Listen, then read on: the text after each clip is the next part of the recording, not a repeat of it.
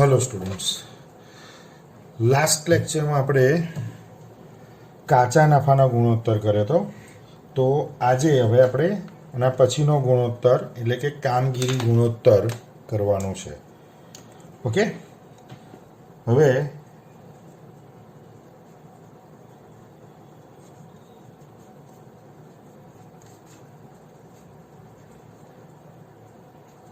કામગીરી ગુણોત્તર. તો કામગીરી પડતર એટલે આપણે માલ ખરીદીએ છીએ, ધારો કે કાચો માલ હોય એને તૈયાર કરવામાં આવે અને એને વેચવામાં આવે ત્યાં સુધીના બધા જ ખર્ચાઓ ભેગા કરો તો એને કામગીરી પડતર કહેવાય. અથવા જો આપણે ઉત્પાદન ના કરતા હોય તો તૈયાર માલ લાવી અને એને વેચતા હોઈએ તો એને વેચો ત્યાં સુધીના બધા જ ખર્ચાઓનો સરવાળો થાય તો એને શું કહેવાય? કામગીરી પડતર. હવે આ ગુણોત્તર ક્યાં કામમાં આવે? આ ગુણોત્તર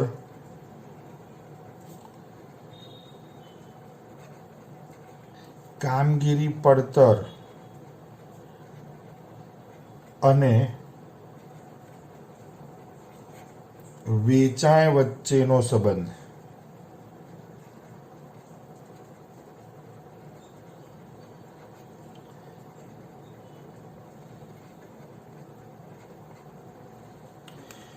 કામગીરી ગુણોત્તર એ કામગીરીની પડતર અને વેચાણ વચ્ચેનો સંબંધ દર્શાવે છે. જેમ કાચા નફાના ગુણોત્તર માટે આપણે લખ્યું હતું કે ભાઈ કાચા નફા અને વેચાણ વચ્ચેનો સંબંધ દર્શાવે છે.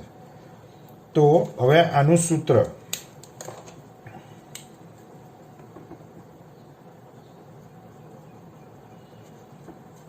કામગીરી ગુણોત્તર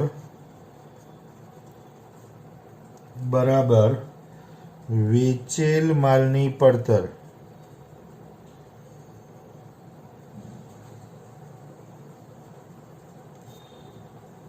વત્તા કામગીરી ખર્ચા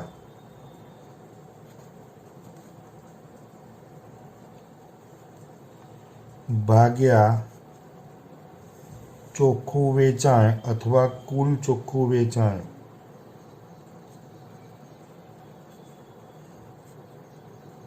હવે કુલ ચોખ્ખું વેચાણ એટલે તમારે શું સમજવાનું છે? રોકડ વેચાણ વત્તા ઉધાર વેચાણ એટલે કુલ વેચાણ આવી ગયું. એમાંથી વેચેલો માલ જે પાછો આવ્યો હોય એટલે કે વેચાણ પરત હોય એને બાદ કરી દેવાનું. ઓકે, હવે આનો જે જવાબ આવશે એ પણ ટકાવારીમાં દર્શાવવામાં આવશે, પર્સન્ટેજ એમાં દર્શાવવા પડશે.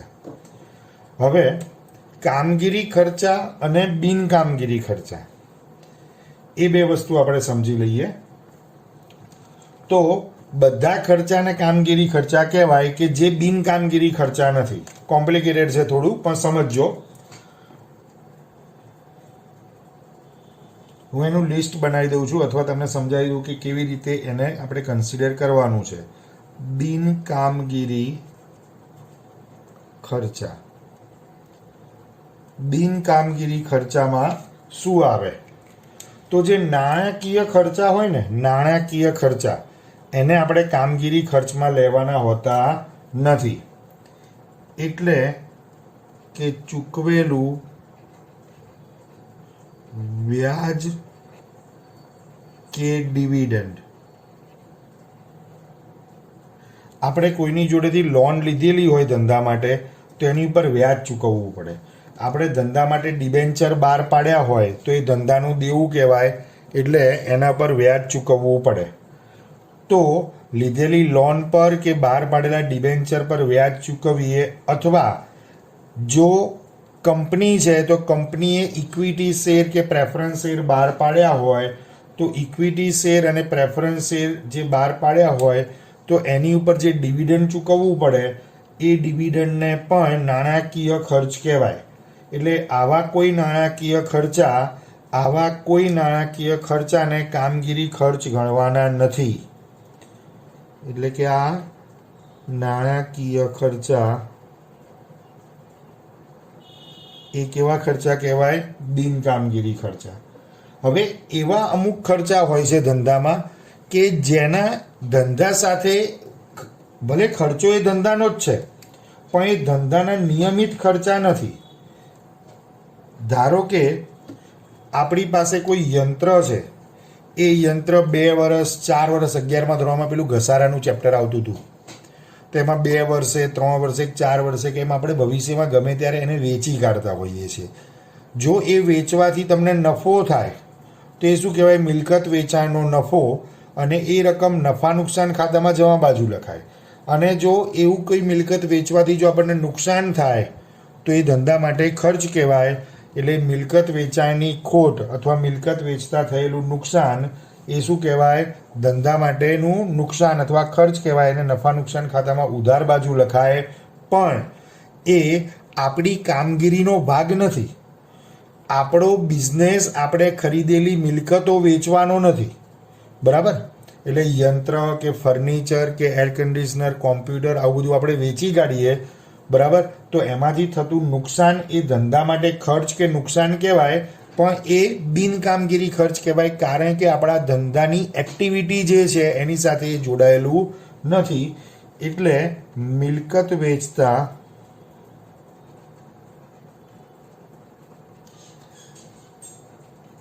થયેલ નુકસાન,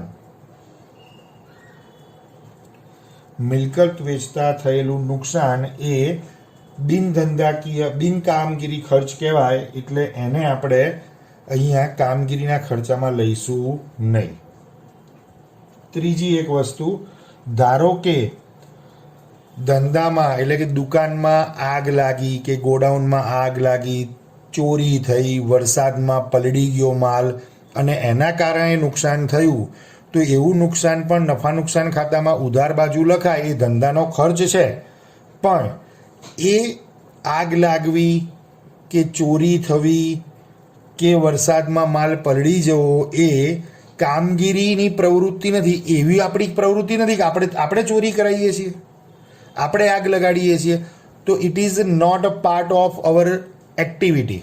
તો એ આપણા ધંધાની એક્ટિવિટી નથી. એટલે એને આપણે શું કહીશું? ખર્ચ ખરો, પણ એ કેવો ખર્ચ કહેવાશે? બિનકામગીરી ખર્ચ. કેવો ખર્ચ કહેવાશે? બિનકામગીરી ખર્ચ.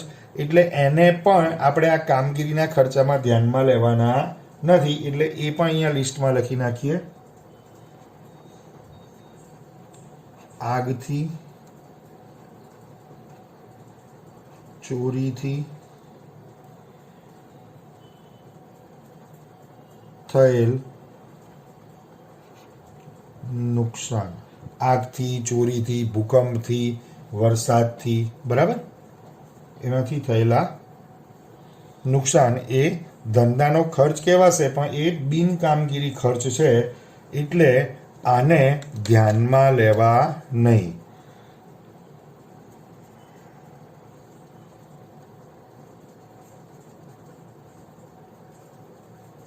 ધ્યાનમાં લેવાના નથી. ઓકે?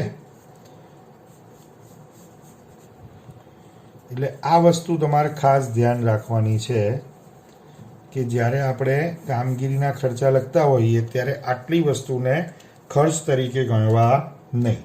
હવે જો આપણે બિનકામગીરી ખર્ચાનો ઉલ્લેખ કર્યો જ છે તો એટલું પણ સમજી લઈએ કે બિનકામગીરીની ઉપજો કઈ કહેવાય.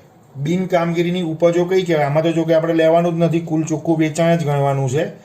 ધારો કે આપણે કોઈ કંપની, કોઈ બીજી કંપનીના શેર કે કોઈ બીજી કંપનીના ડિબેન્ચર એવું આપણી જોડે હોય, અથવા આપણી બેંકમાં ફિક્સ ડિપોઝિટ કરેલી હોય કે એવું કંઈક હોય, અને એની ઉપર આપણને વ્યાજ મળે કે ડિવિડન્ડ મળે, એની ઉપર આપણને વ્યાજ કે ડિવિડન્ડ મળે, તો એવું વ્યાજ કે ડિવિડન્ડ એ ભલે ધંધાની આવક છે એટલે નફા નુકસાન ખાતામાં જમા બાજુ લખાતું હોય, પણ આપણા ધંધાની મુખ્ય કામગીરીમાં એ નથી આવતું. એટલા માટે એવું વ્યાજ કે ડિવિડન્ડ અહીંયા આપણે આપણી કામગીરીની આવક તરીકે ગણાય નહીં, એને બિનકામગીરીની ઉપજ કહેવાય. સેમ આ મિલકત વેચતા થયેલ નુકસાન છે, એવું જ સેમ શું હોઈ શકે? મિલકત વેચતા થયેલો નફો. તો મિલકતના વેચાણથી થતો નફો પણ મિલકતના વેચાણથી થતો નફો પણ ધંધાનો નફો છે, એને નફા નુકસાન ખાતામાં જમા બાજુ લખાતો હોય એમ છતાં પણ એને આપણે કામગીરીની આવક ગણીશું નહીં. એને આપણે કામગીરીની આવક ગણીશું નહીં, એટલે એને આપણે અહીંયા આવક તરીકે ગણવાની નથી.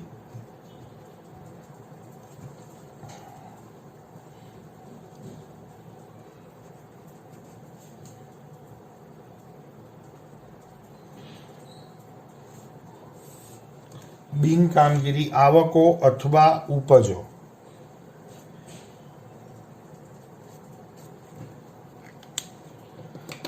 હવે એમાં કઈ વસ્તુ આવશે? તો મળેલ વ્યાજ અથવા ડિવિડન્ડ. મળેલ વ્યાજ અથવા ડિવિડન્ડ. અને બીજું મિલકત વેચાણનો નફો.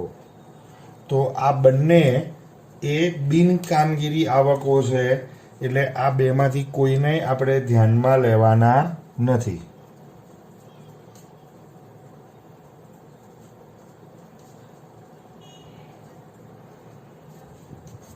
એટલે એને આપણે આવક તરીકે ગણવાના નથી. શેના માટે? કામગીરીના ગુણોત્તર માટે. ઓકે, હવે કામગીરી ગુણોત્તર છે ને, એના પછી તરત જ બીજો એક ગુણોત્તર પણ આપણે સાથે લઈ લઈએ.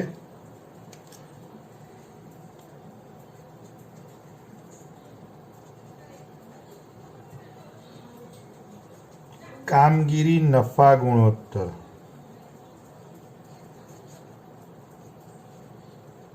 કામગીરી ગુણોત્તર પછી કામગીરી નફા ગુણોત્તર એના જેવો જ છે. હવે આ ગુણોત્તરનો અર્થ શું થાય? આ તમને શું સંબંધ દર્શાવે છે? તો આ કામગીરી નફા ગુણોત્તર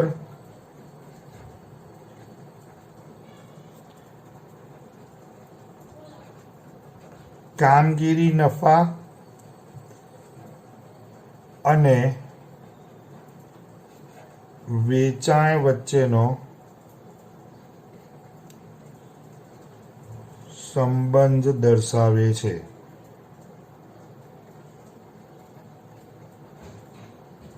કામગીરી નફા અને વેચાણ વચ્ચેનો સંબંધ દર્શાવે છે. હવે એનું સૂત્ર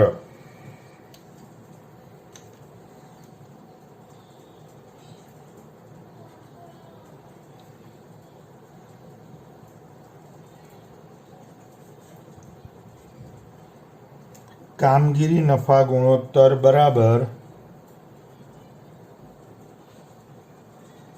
કામગીરીનો નફો ભાગ્યા ચોખ્ખું વેચાણ ગુણ્યા 100. આનો પણ જવાબ આપણને શેમાં મળે? હંમેશા ટકાવારીમાં. આનો જવાબ પણ આપણને ટકાવારીમાં જ મળશે. ઓકે, હવે કામગીરી નફો શોધવા માટે શું કરવાનું?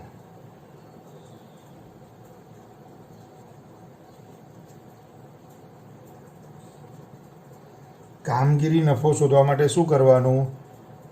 તો વેચાણ શબ્દ જ્યાં આવે ત્યાં કુલ ચોખ્ખું વેચાણ ગણવાનું છે આપણે. વેચાણ માઇનસ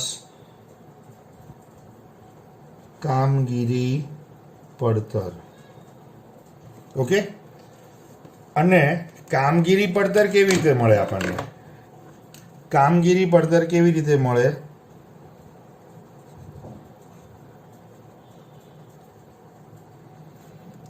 તો પછી વેચેલ માલની પડતર વત્તા કામગીરી ખર્ચા. વેચેલ માલની પડતરમાં કામગીરીના ખર્ચા ઉમેરી દો તો તમને કામગીરી પડતર મળી કહેવાય. પાક્કું? બરાબર છે. હવે આ કામગીરીનો જે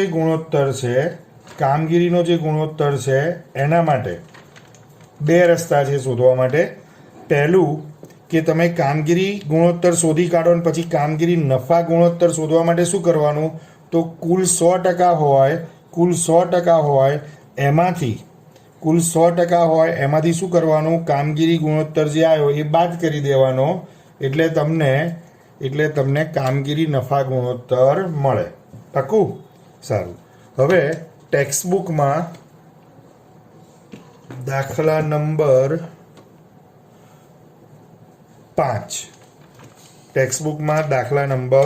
5 એની રકમ જોઈ લઈએ. તમારી જોડે ટેક્સ્ટબુક હોય તો એને ખુલ્લી રાખજો કે જેથી કરીને કોઈ તકલીફ પડે નહીં.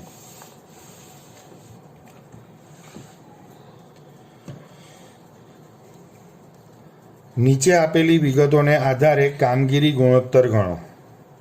હવે એમાં બિનકામગીરી અન્ય ખર્ચ આપ્યા છે, એટલે એ તો લેવાના જ નથી. ઘસારો છે એ કામગીરી ખર્ચ કહેવાય, કારણ કે યંત્ર ઉપર કે એની ઉપર ઘસારો લાગતો હોય તો એ આપણે જે ધંધાને લગતી કામગીરી છે એના કારણે જ લાગે છે. પછી વહીવટી ખર્ચા, એનો સમાવેશ થાય. વેચાણ તો એ છે જ, કરવેરાનું કોઈ જરૂર નથી. વ્યાજ અને ડિવિડન્ડની ઉપજ તો આપણે લેવાની નથી, અને એમ પણ આ બિનકામગીરી ઉપજ કહેવાય.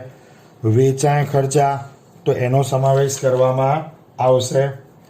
પછી વેચેલ માલની પડતર એ તો છે જ, અને નાણાકીય ખર્ચા, તો નાણાકીય ખર્ચાનો આમાં સમાવેશ કરવાનો રહેતો નથી. બરાબર? તો હવે બુક છે તમારી જોડે એટલે તમે એનો ઉપયોગ કરજો.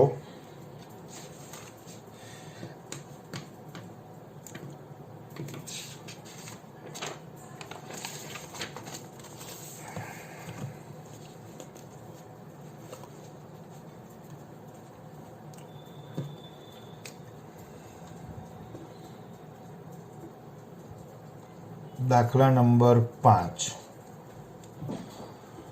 કામગીરી ગુણોત્તર શોધો.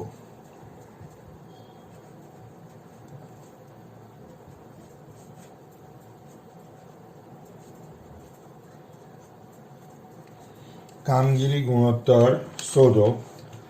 હવે કામગીરી ગુણોત્તર શોધવા માટે જો સૌથી પહેલું, દરેક વ્યક્તિ અલગ અલગ રીતે ગણતા હોય છે દાખલા. આપણે એવું કરીએ કે કોઈ પણ ગુણોત્તર શોધવાનો હોય ને તો સૌથી પહેલાં એનું સૂત્ર નક્કી કરી નાખીએ, અને સૂત્ર લખી જ નાખવાનું, એટલે એની અંદર જે વસ્તુની જરૂરિયાત છે આપણે શોધી શકાય. તો એનું સૂત્ર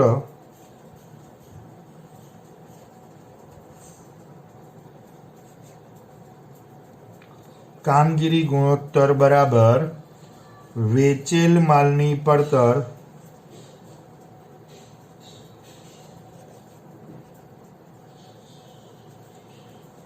પ્લસ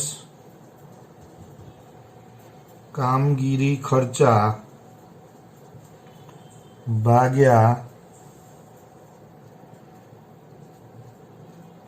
કુલ ચોખ્ખું વેચાણ ગુણ્યા 100. અહીંયા છેદમાં ખાલી તમે ચોખ્ખું વેચાણ લખો, ફક્ત વેચાણ એવો શબ્દ લખો કે કુલ ચોખ્ખું વેચાણ લખો, મિનિંગ બધો સરખો જ, પણ શું કરવાનું, રોકડ વેચાણ વત્તા ઉધાર વેચાણ બે અલગ અલગ આપે તેનું ટોટલ બી કરવાનું, વેચાણ પરત હોય તેને બાદ કરવાનું, પછી જે રકમ આવે એ અહીંયા લેવાની છે. ઓકે. હવે વેચેલ માલની પડતર, તો વેચેલ માલની પડતર આપણને કેટલી આપી છે પ્રશ્નમાં? ઓકે, છેલ્લેથી બીજું આપ્યું છે જમણી બાજુ 3,25,000. તો એ આપણે લખી નાખીએ ત્યાં, વેચેલ માલની પડતર 3,25,000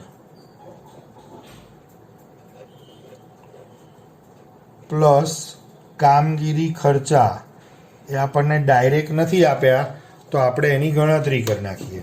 કામગીરી ખર્ચાની ગણતરી કરીએ.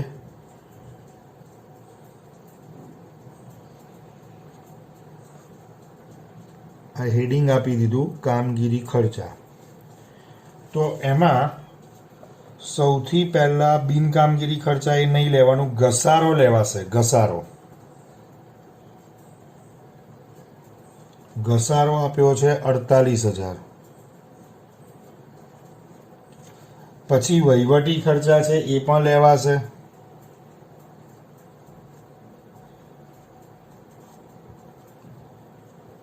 વહીવટી ખર્ચા 75,000. પછી વેચાણ છે, કરવેરાનો દર, વ્યાજ, ડિવિડન્ડની ઉપજ નહીં, વેચાણ ખર્ચા. વેચાણ ખર્ચા 52,000 એ લેવા પડશે. વેચેલ માલની પડતર તો આપણે લઈ લીધી છે અને નાણાકીય ખર્ચા લેવાના નથી, આ ખાસ ધ્યાન રાખજો. તો આ ત્રણનું total 48,000 plus 52,000 plus 75,000 plus 75,000 plus 52,000 એટલે 1,75,000. 1,75,000 રૂપિયા જે આયા એ કામગીરીના ખર્ચા છે. તો એ રકમ આપણે અહીંયા ઉમેરવી પડશે. 1,75,000 છેદમાં કુલ ચોખ્ખું વેચાણ. તો રકમમાં તમે ધ્યાનથી જોઈ લો, વેચાણ આપ્યું છે 6 લાખ. વેચાણ આપ્યું છે 6 લાખ. વેચાણ પરત આપી છે ક્યાંય? વેચાણ પરત આપ્યું નથી, એટલે વેચાણની જે રકમ છે એ જ કુલ ચોખ્ખું વેચાણ ગણાશે. ઓકે. હવે આ 1,75,000 પ્લસ 3,25,000 એટલે 5 લાખ આવ્યા. એટલે 5 લાખ ભાગ્યા 6 લાખ ગુણ્યા 100. બરાબર. અહીંયા પણ ગુણાકારમાં 100 બરાબર. હવે આ 5 લાખ છે ભાગ્યા 6 લાખ ગુણ્યા 100 એટલે આયા 83.33. 83.33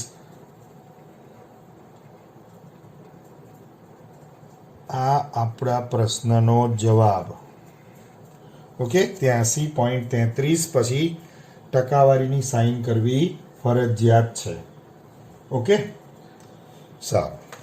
હવે 5મો પ્રશ્ન આપણો પૂરો થયો. 5મો દાખલો. હવે 6થો દાખલો. હવે દાખલા નંબર 6 એમાં ધ્યાન એ રાખવાનું છે, નીચે આપેલ વિગતોને આધારે કામગીરી ગુણોત્તર અને કામગીરી નફા ગુણોત્તર બંને ગણવાના છે. ઓકે. વેચાણ આપણે લેવાનું છે. વેચાણ પરત આપેલ નથી, એટલે આ 39 લાખ રૂપિયા જે છે એ છેદની રકમ આવી ગઈ, કુલ ચોખ્ખું વેચાણ. ચલો, પછી વેચેલ માલની પડતર આપી દીધેલી છે. હવે કામગીરી ખર્ચામાં કયા કયા ખર્ચા લેશો? તો વેચાણ ખર્ચ આવશે. અકસ્માતથી થયેલ નુકસાન આવે. અકસ્માતથી થયેલ નુકસાન એ અસામાન્ય નુકસાન છે, એ આપણા ધંધાની રૂટીન એક્ટિવિટી નથી, એટલે અસામાન્ય નુકસાન જે છે ને, પેલું ચોરીથી થયેલ, અકસ્માતથી થયેલ નુકસાન એના જેવું કહેવાય, એ બિનકામગીરી ખર્ચ છે, એટલે આ 40,000ને આપણે ધ્યાનમાં લઈશું નહીં. પછી ઘસારા સહિતના કારખાનાના ખર્ચા. તો કારખાનું તો ધંધાનો મેઇન વસ્તુ છે, એના ખર્ચાને તો કામગીરી ખર્ચા લેવા જ પડશે, એટલે ઘસારા સહિતના કારખાના ખર્ચાનો સમાવેશ કરવામાં આવશે. પછી મજૂરી 2 લાખ રૂપિયા, એનો પણ સમાવેશ કરવો પડશે. વહીવટી ખર્ચ એ પણ લેવાશે. લોનનું વ્યાજ. હવે ખાલી લોનનું વ્યાજ એવો શબ્દ આપ્યો, એનો મતલબ એવો થયો કે આપણે કોકની જોડેથી લોન લીધી છે અને એની ઉપર આપણે વ્યાજ ચૂકવીએ છીએ. તો આ 60,000 રૂપિયા જે લોનનું વ્યાજ છે એ નાણાકીય ખર્ચ છે, અને નાણાકીય ખર્ચને આપણે કામગીરી ખર્ચમાં લેતા નથી. ઓકે. અને રોકાણો પર મળેલ ડિવિડન્ડ, આપણે ક્યાંય રોકાણ કર્યું હોય એની ઉપર આપણને વ્યાજ કે ડિવિડન્ડ મળ્યું હોય, તો એ ધંધાની આવક કહેવાય, પણ એને એને બિન કામગીરી આવક ગણવાની છે, એટલે એને આવક તરીકે ગણાશે નહીં. એટલે કે વેચાણમાં આ વસ્તુ ઉમેરવાની નથી, એ ધ્યાન રાખજો. અને કરવેરાના દરનું આપણે કશું જ નથી કરવાનું, કારણ કે ચોખ્ખો નફો મળી જાય, બરાબર, વ્યાજ ને ડિવિડન્ડ બધું બાદ કરી દઈએ ને પછી ચોખ્ખો નફો મળે, બરાબર, એના ઉપર કરવેરાનો દર હોય છે. ઓકે, હવે આની ગણતરી કરીએ આપણે. પ્રશ્ન તમારી જોડે છે, બરાબર, એટલે તમે ધ્યાન રાખજો એમાં.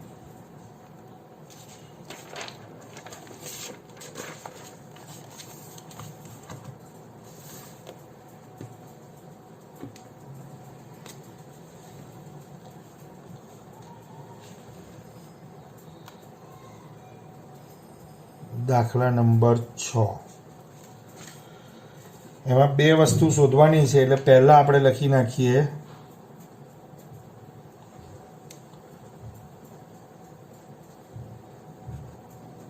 કામગીરી ગુણોત્તર. પહેલું કામગીરી ગુણોત્તર. હવે કામગીરી ગુણોત્તરનું સૂત્ર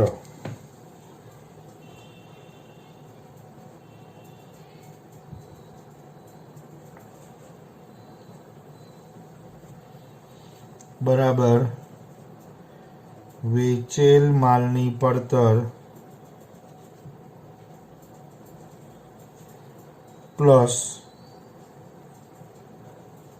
કામગીરી ખર્ચા ભાગ્યા વેચાણ અથવા કુલ ચોખ્ખું વેચાણ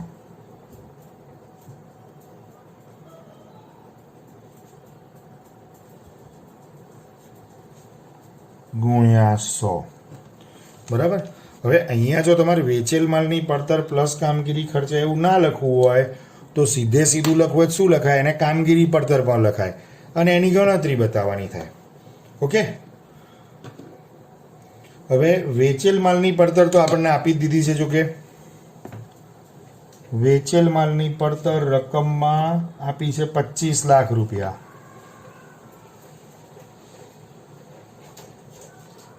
પ્લસ કામગીરીના ખર્ચા આપણે હમણાં શોધીને લખીએ છીએ. કુલ ચોખ્ખું વેચાણ તો ખાલી વેચાણ જ આપ્યું છે, બીજો કોઈ ડેટા છે નહીં, એટલે વેચાણ પરત નથી, એટલે 39 લાખ રૂપિયા વેચાણના છે, એ જ કુલ ચોખ્ખું વેચાણ થશે ને ગુણ્યા 100 કરવાના. હવે આપણે કામગીરીના ખર્ચાનું લિસ્ટ બનાવી દઈએ.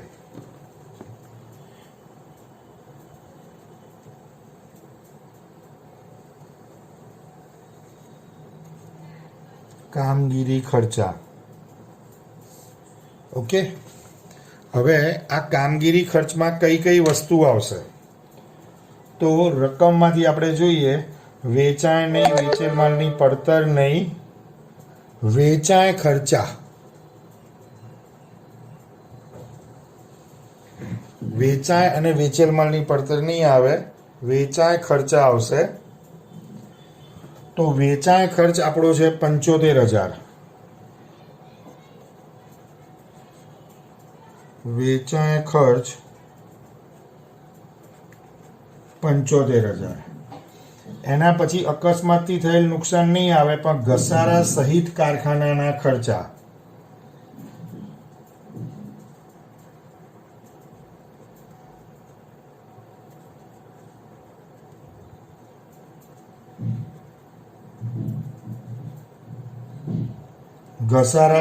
કારખાનાના ખર્ચા 50,000.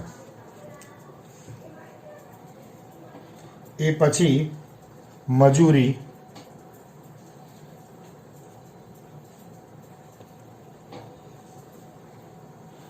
2 લાખ, મજૂરી 2 લાખ રૂપિયા.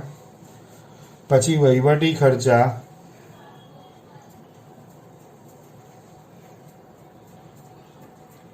વહીવટી ખર્ચા 1,75,000 રૂપિયા.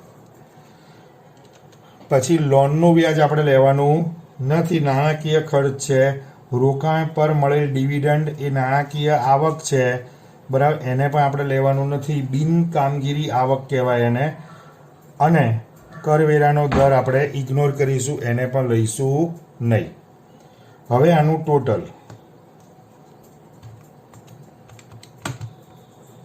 75,000 પ્લસ 50,000 પ્લસ 2 લાખ પ્લસ 1,75,000 એટલે 5 લાખ રૂપિયા 5 લાખ રૂપિયા થયા. એ 5 લાખ રૂપિયા અહીંયા કામગીરી ખર્ચ તરીકે ઉમેરવાના થશે. તો આ 25 લાખ પ્લસ 5 લાખ એટલે 30 લાખ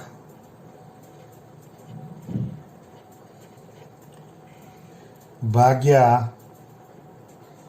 કુલ ચોખ્ખું વેચાણ 39 લાખ ગુણ્યા 100. તો 30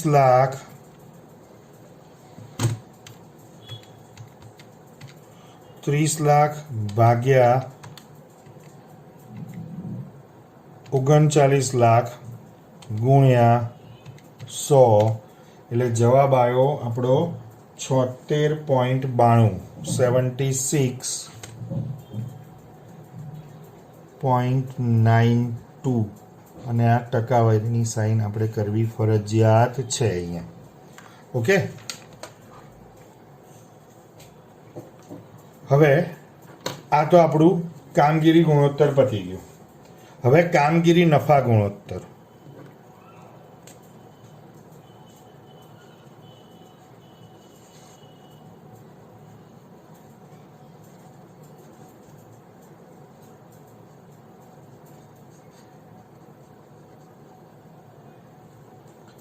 એકદમ સિમ્પલ. આનું સૂત્ર લખી લઈએ પહેલા.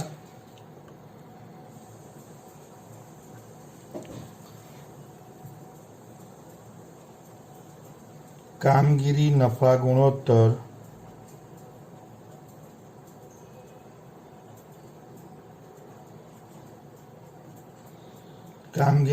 ગુણોત્તર બરાબર શું આવે એનું સૂત્ર?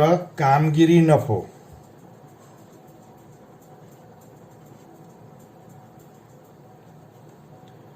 ભાગ્યા કુલ ચોખ્ખું વેચાણ, ખાલી વેચાણ લખો તો પણ ચાલે, ગુણ્યા 100.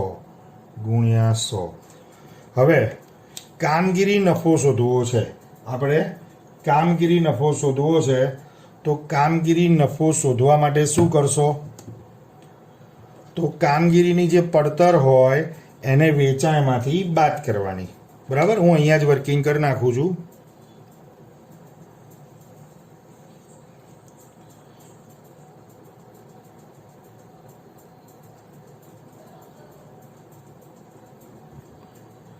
કામગીરી નફો શોધવા માટે શું કરશો? તો વેચાણ કેટલું છે? 39 લાખ માઇનસ કામગીરી પડતર. તો કામગીરી પડતર આપણને કેવી રીતે મળશે? તો વેચેલ માલની પડતર 25 લાખ પ્લસ કામગીરીના ખર્ચા 5 લાખ એટલે આ બંનેનું ટોટલ એટલે કે 30 લાખ. એટલે 30 લાખ એ 30 લાખ રૂપિયા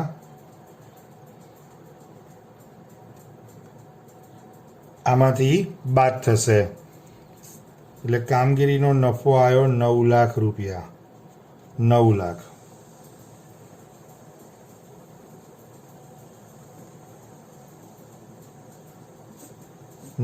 રૂપિયા.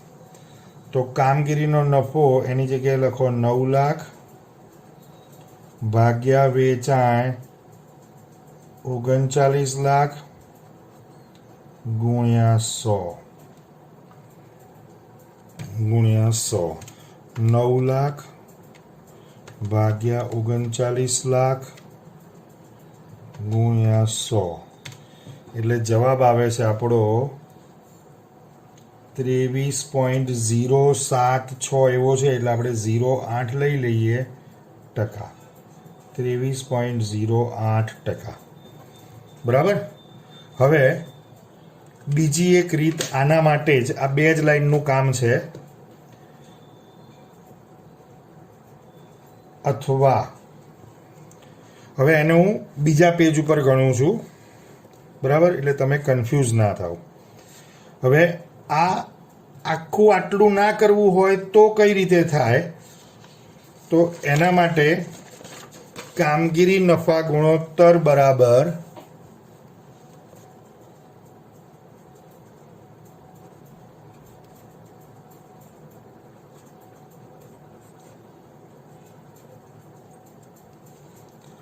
હવે આ ટકાવારીમાં માપ હોય તો કુલ ટકાવારી કેટલી થાય? 100 માઇનસ કામગીરી ગુણોત્તર. તો 100% હોય કુલ, એમાંથી કામગીરી ગુણોત્તર એ આપણે હમણાં ઉપર શોધ્યું હતું. કેટલું આવ્યું હતું? 76.92. તો 100માંથી 76.92 બાદ કરો તો જો અત્યારે આવ્યો તો જવાબ એ જોઈ લો એક્ઝેક્ટ 23.08%. તો સૂત્ર શું થયું? 100 માઇનસ કામગીરી ગુણોત્તર. તો કામગીરી ગુણોત્તર 76.92 હતો, એટલે 76.92 બાદ કર્યા એટલે આયા 23.08%. ઓકે, બસ તો આજે આપણે આ વિડીયોમાં આટલું રાખીએ છીએ. Thank you.